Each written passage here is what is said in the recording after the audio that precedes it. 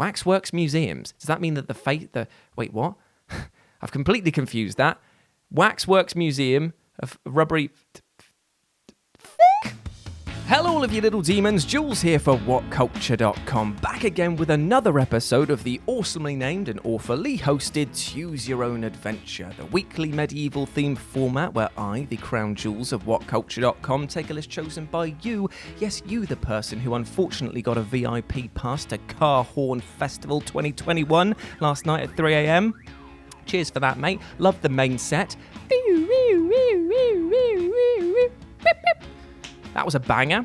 Yes, you get to decide what list I dole out to you each and every week. And this week we have none other to thank than Jeremy Buer? B-I-W-E-R? Biwer? Not sure how you pronounce your surname there, friend, but I did enjoy your suggestion of video game sequels that changed absolutely everything. Because when it comes to the video game industry, is there anything more certifiably assured than a video game sequel? Like The Tides and the Rising of the Sun, or indeed Bile in the Throat when reading The Sun, a video game sequel seems like the end goal for many first-time titles. After all, when you're taking a project that has had literally years of effort, love and money poured into it, of course you want that story and characters to continue on in adventures new. But this is the thing, when it comes to video game sequels, a lot of them tend to play it pretty safe, tweaking a few things here and there and then just saying, yes, job done, if it ain't broke, why bother trying to fix it, am I right? But not these games. The serious finger is coming out, so you know I'm pretty serious now. These games on this list said, yeah, it's not broke at all. That's not going to stop me from having a good old tinker. The cheeky little whippet. So let's take a look at them today. As I'm Jules, this is WhatCulture.com, and these are 8 video game sequels that changed everything. And you know the drill by now. Say hi to me here in the live chat and also put your suggestions for next week's episode down in the comments section below. But with that in mind, let's crack on with this list, shall we? Number 8, Darksiders Genosis. So the Darksider franchise has never been one to shy away from wearing its influences loudly and proudly on its sleeves. And across its surprisingly lengthy tenure, it's swapped gameplay styles and mechanics a staggering amount of times. From its humble beginnings as a God of War clone, Darksiders looked to enter the market as safely as you possibly could do. And while the original didn't make an incredible impact on the industry, it didn't rock the boat enough to capsize it. That's what Darksiders 2 was about. It arrived on the scene with much less fat and a lot more brawn and basically just said, you are death incarnate, go and have an absolute blast with it. I felt like I was death so much that when I looked down, I'd stolen the guy's bloody sandals. And this of course provided the stepping stone for Darksiders 3 to move into a more Souls-like experience. I hate the term Souls-like, by the way. I'm only using it now to give you an instant idea and understanding of what I entail, but thank you video games journalism industry for ruining that concept for everyone.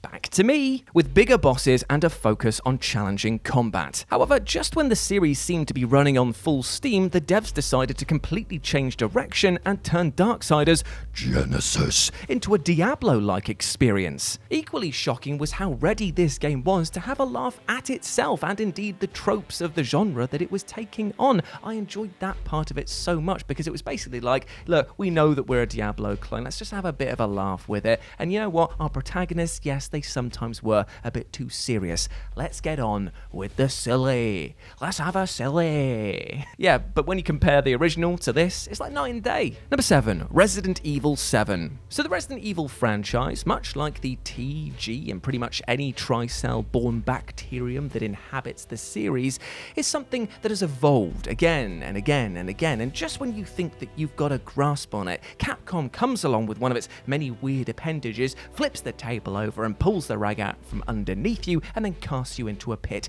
with Lisa Trevor. How's it going, love? Love what you've done with your hair. We all thought that we had things pegged after Resident Evil 2, that the static camera angles and tensely drawn out horror were going to be the franchise's bloody bread and spooky butter. But then the old bin bag known as Nemesis came along and punched players in the face and shot the series full of adrenaline. Resident Evil 4 then blew everything out of the water with a new over-the-shoulder perspective and focus on action. Then Resident Evil 5 came along and added in co-op and bad AI. I still like the game, but still, it was a good idea, it just wasn't implemented properly. And then Resident Evil 6 came along and just said, my game is all the ideas. I'm not gonna ever say that there's a bad idea. I'm putting every idea in this game. Sometimes Capcom needs to be told no.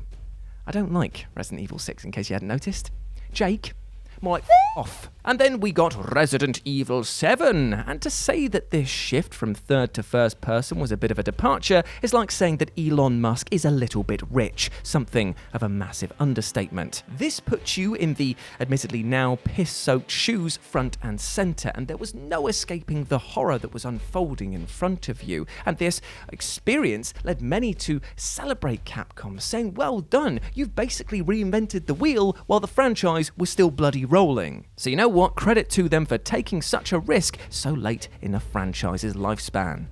Number 6, Dynasty Warriors 2. So as a stalwart Dynasty Warriors fan, I can say pretty assuredly that we Koi Tecmo heads, we're a bit of a weird bunch. For a start, I think that we're probably one of the only fan bases that gets absolutely rabid about what is essentially the same game being released over and over and over again, and yet still treat it like it's a brand new experience because they finally added in that one general that you wanted to play as. I kid you not, when they added in Meng Huo in Dynasty Warriors 3, that was like my personal prayer being answered by Slime Jesus. I know it was you, mate. I know it was you. You went down there and you're like, I'm going to give Jules a bit of a break. He's already bolted in at the age of like 16, whatever it was. Just like, let's give him a break. Let's give him a little break there. And also, by the way, mate, while you're here, got to say a personal thank you again, because I know it was you who changed Huang Gai's weapon from a club to a bloody boat later on in the series. I was just having a laugh and you answered it. So cheers, pal. Cheers. Yeah, nice one. Dynasty Warriors 3, best one. Or 4.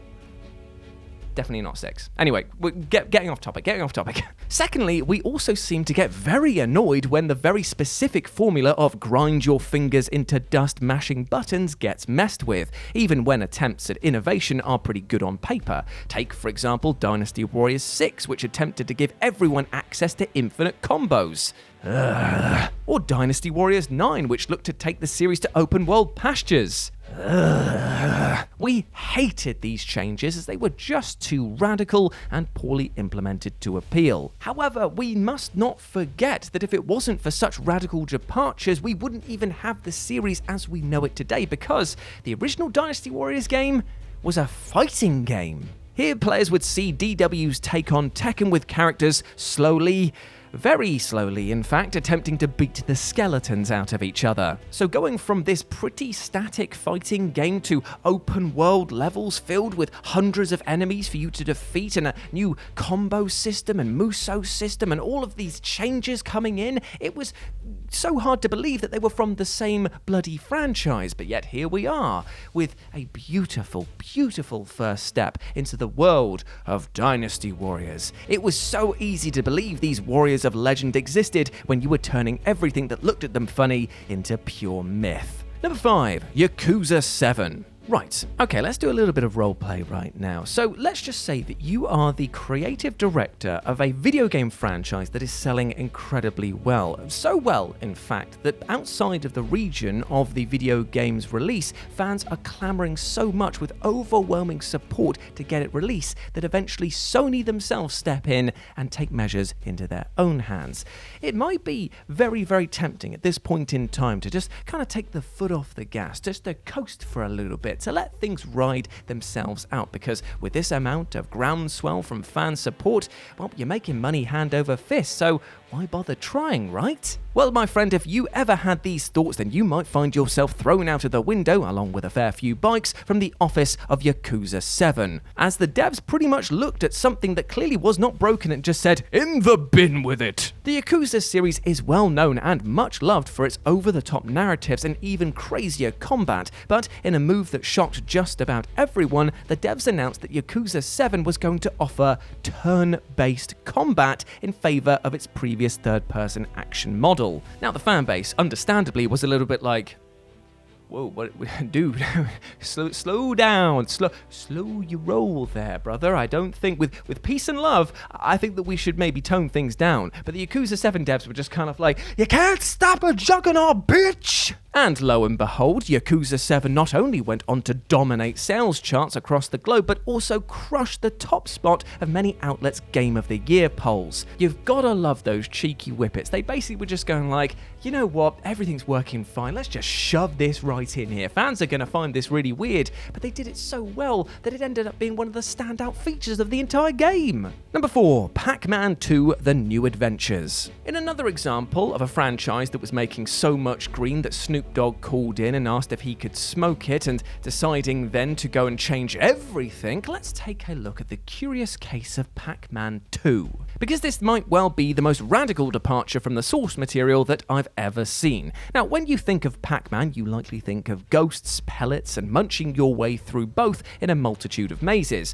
You probably don't think of helping PacMan get milk for his crying child or helping him rescue a guitar that was stolen by some bullies. Nor would you actually expect not to be in actual control of PacMan at all. Yes, that's right, in a move so bizarre that it meant that the fan base was left making the same face as PacMan is on the front cover of the game itself, you don't actually directly control the little pellet muncher, but instead take up the role as a sort of omnipresent figure who manipulates the environment in order to solve PacMan's problems. And it is a rather thankless job, because not only will the bumbling boob decide that he doesn't want to listen to your instructions, sometimes he'll just go in the opposite direction to the place that you're telling him to go, and then as an added cherry on the cake that is my life of shit, he decides to sometimes just turn to the camera and have a go at you. I am trying to help you out, my friend. Do not make me shoot you in the goddamn face with my little slingshot, because that's all I can do.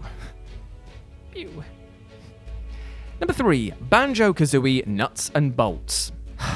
For a game that is so focused on making vehicles, isn't it ironic that the entirety, the structure, the literal nuts and bolts of the franchise came completely undone when this game released, screeching to a halt just outside of the starting line in a burning wreck?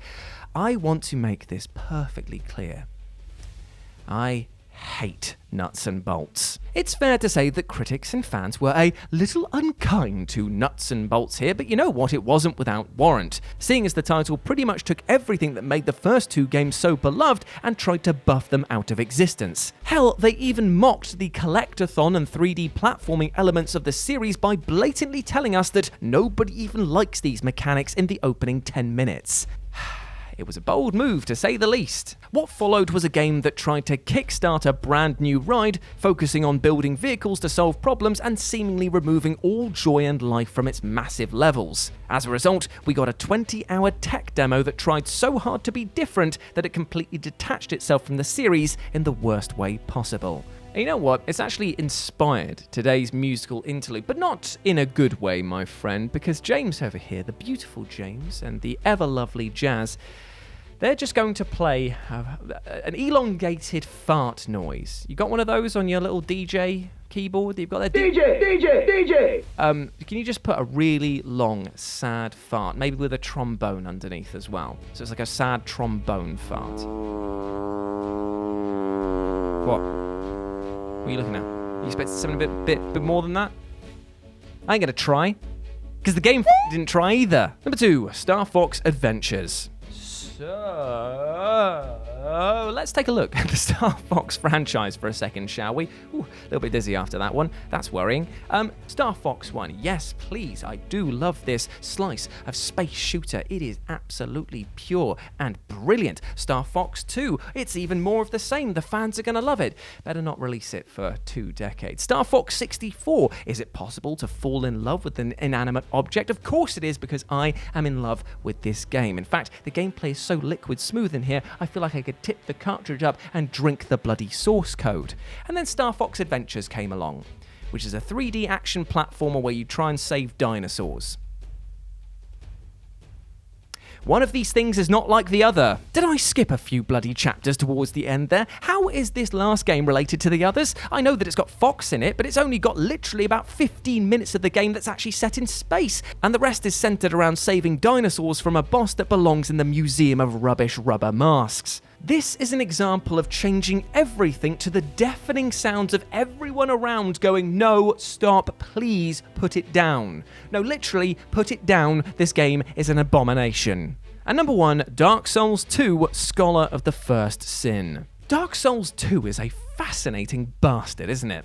Experiencing something of a tumultuous development with the original creative lead Miyazaki stepping aside, the much-hyped sequel arrived on the scene with a colossal impact, but was slowly picked apart by fans over the years as they questioned what the actual intent of the game was. For many, it was a sequel that tried way too hard to emulate the original, focusing on the death is around every corner aspect over the thrill of making it through conflicts by the skin of your teeth. It was a sequel that held great ideas, but seemed plagued by an overabundance of mechanics that seemed purpose-designed to be unfair rather than challenging. Therefore, it was quite surprising to see that this sequel itself got a sequel of sorts in the form of Scholar of the First Sin, and by God, my God, did it change absolutely everything. From enemy placement, item drop rates, and even environmental features through to remixed boss patterns and an increase in the online mode player cap to 6, the game felt so different that even experienced Dark Souls 2 fans were taken aback. The challenge presented in this package is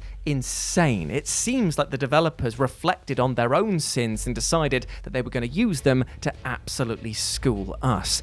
I think that this is one of the best examples of like an expansion pack remixing everything and turning it into effectively a brand new experience. So what they did here was they took Dark Souls 2, the vanilla experience, saw that it got critical appraisal through the roof and fans did love it, and then as soon as that started to wane, they were like, cool, right, we're changing everything. We're going to put it all, just more enemies. Want some of these guys over here? Going to make it more difficult. You thought that was a challenge? Ha ha ha ha ha ha ha ha ha ha ha ha. You ain't seen nothing yet, pal. And nothing yet we did see, pal.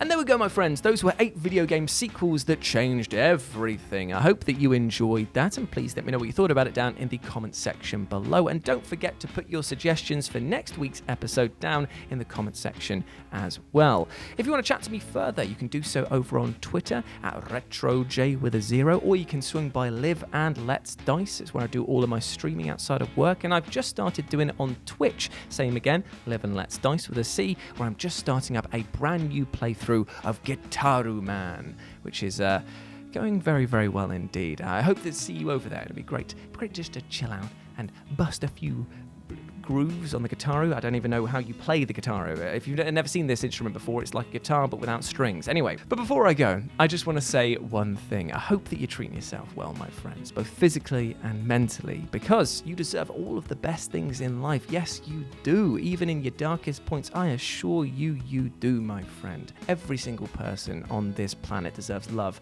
and respect and happiness, and I hope that you're able to achieve those goals. But remember, you're not alone. Friends, family, professionals in the support industry, these people care about you and want you to do well, all right?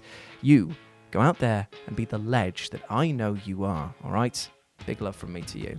As always, I've been Jules. You have been awesome. Never, ever forget that. And I'll speak to you soon. Bye.